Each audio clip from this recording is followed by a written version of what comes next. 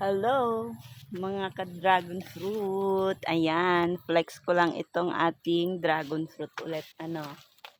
Oh,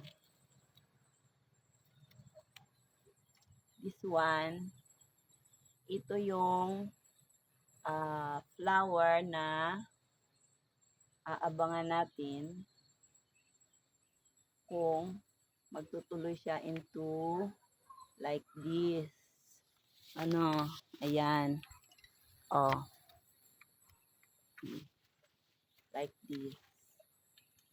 Ito yung nag-bloom kagabi. So, after 3 days, magiging ganito na siya. Yan.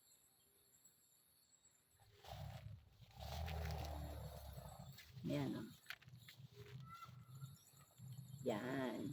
Magiging ganito na siya. After 30 days, 27 days to 30 to 33 days, magiging na ito, dragon fruit na yung hinog. Yan. So,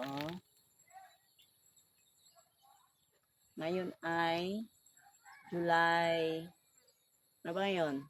13 or 14? So, by August 15, expected natin na mahinog na ito at pwede na nating harvestin. Ayan. Oh, eto. Meron pa tayong dalawa dito na mamumukadkad mamayang gabi.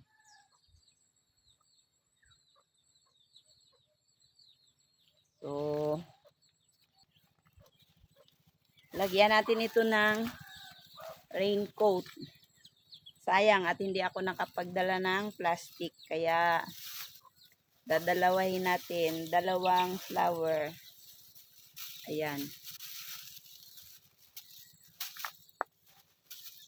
Para kung sakaling umulan mamayang gabi, hindi siya maluyos.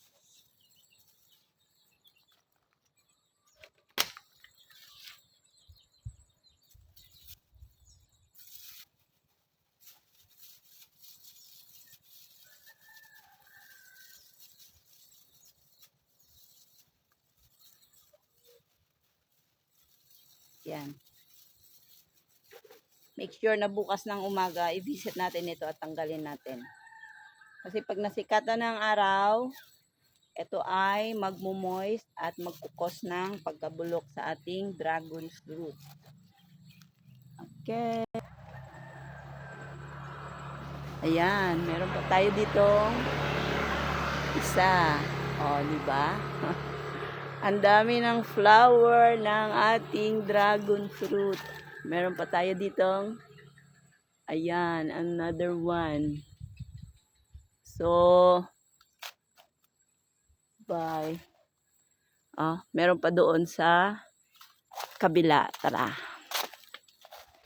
By August 15, meron tayong expected na harvest na 2, 3, 4, 5, 6, 7.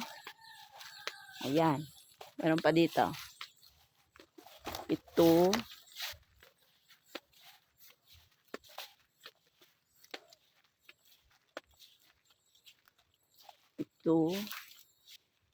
Tadon! Ayan. 8. Ito ay namukadkad kagabi. So, by August 15, meron tayong expected harvest na 8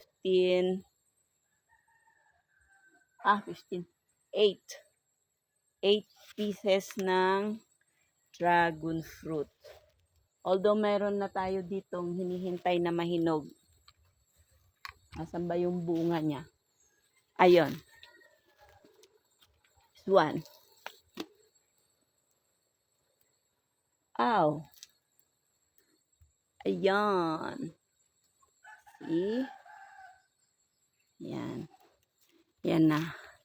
Meron na tayong aabangan na mga fruits na mahihinog in 2 weeks time or 3 weeks time. Ayan, ito yung mga naunang bulaklak. O, diba? Okay. Happy farming! Masarap mag-harvest, mahirap magtanim.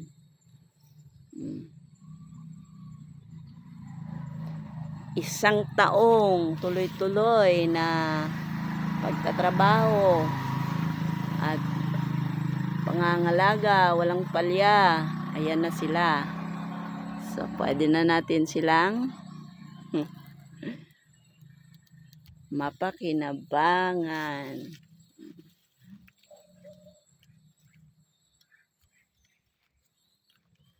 Kung gusto nyo magtanim ng dragon fruit, alam na.